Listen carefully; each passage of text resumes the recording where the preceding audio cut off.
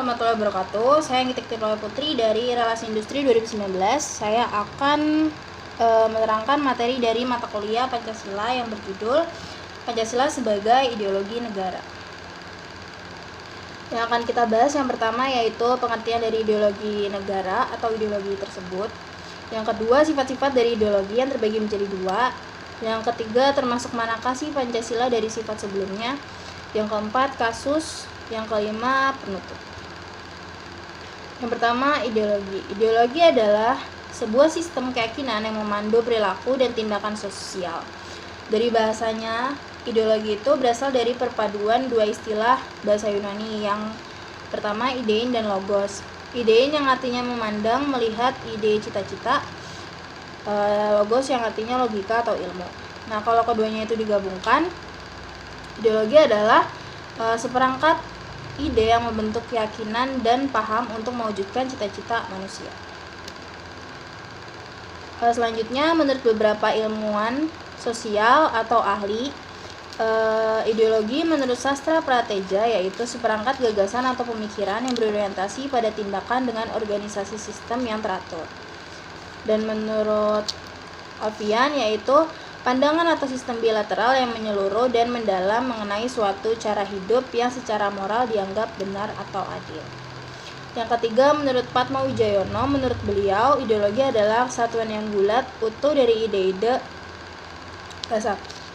Yang keempat, yaitu Suryanto Puspawarjoyo, menurut beliau, ideologi adalah konsep pengetahuan dan nilai secara keseluruhan menjadi landasan bagi seseorang atau kelompok orang untuk memahami bumi dan jagat raya serta menentukan sikap dasar untuk mengolahnya.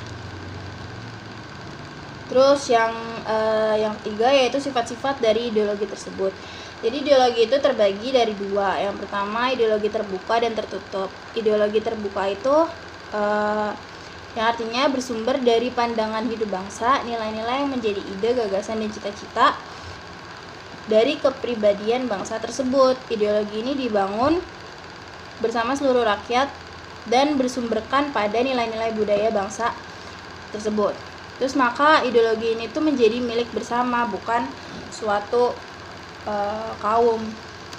Jadi terasa banget kekeluargaannya. Yang kedua itu sifat ideologi tertutup yang penjelasannya itu tidak dapat menerima pandangan baru, bersifat beku dan kaku sehingga sifatnya itu statis dan tidak berubah. Jadi dia juga cenderung totaliter dan pengorbanannya itu dibebankan pada masyarakat aja. Terus penjelasan Pancasila. Pancasila yaitu kesepakatan para leluhur pendiri bangsa Indonesia untuk dijadikan sebagai dasar pandangan hidup serta kepribadian bangsa. Oleh karena itulah Pancasila disebut juga sebagai sumber dari segala sumber hukum dan dasar negara.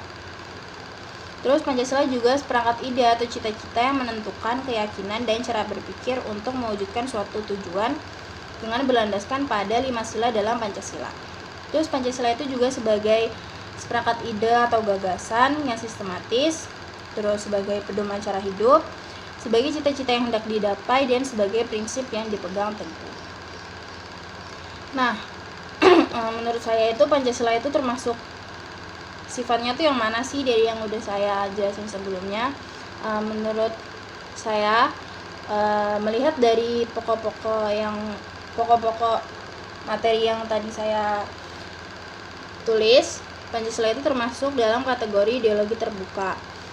Karena sifat-sifat di dalam Pancasila itu adalah intisari ajaran nenek moyang bangsa Indonesia yang bersifat umum dan filsafati yang memiliki nilai tetap dan saling berkaitan sehingga penafsirannya itu dapat berkembang sesuai perubahan zaman. Jadi nggak kaku tapi tetap gak merugikan suatu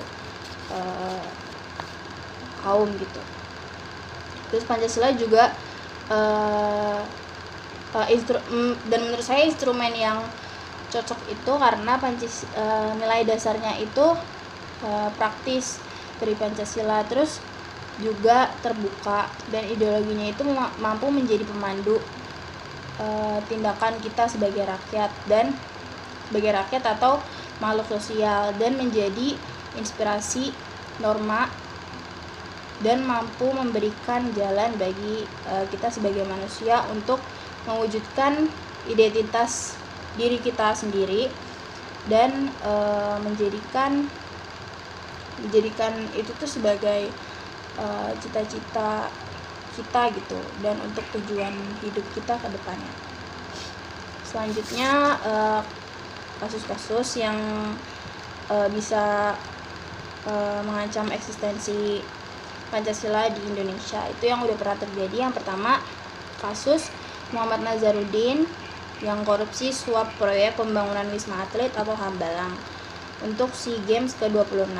Yang kedua, tragedi bom Bali nomor 1 tanggal 12 Oktober 2002 yang merupakan tindakan teror menimbulkan korban sipil terbesar di dunia, yaitu menewaskan 184 dan melukai lebih dari 300 orang pada saat itu. Dan pada saat itu juga lapangan pekerjaan di Bali itu hampir semuanya jadi hilang gitu loh, dan banyak terjadi PHK karena ya kejadian tersebut. Terus yang ketiga, penyalahgunaan dan peredaran gelap narkoba, baik yang diselundupkan dari luar negeri maupun yang ditanam dan diproduksi di dalam negeri. Dan rata-rata itu dilakukan oleh ya anak-anak seumuran kita. Terus yang keempat, gerakan radikalisme atau yang biasa kita sering dengar G30S PKI.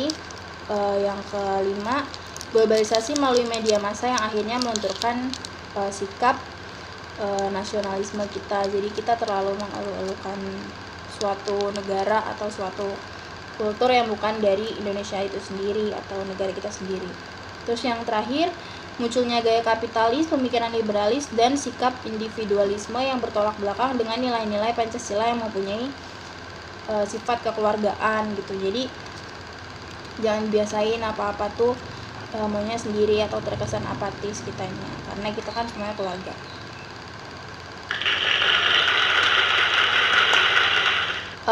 Baik, itu aja penjelasan atau presentasi dari saya. Kurang lebihnya mohon maaf. Assalamualaikum warahmatullahi wabarakatuh.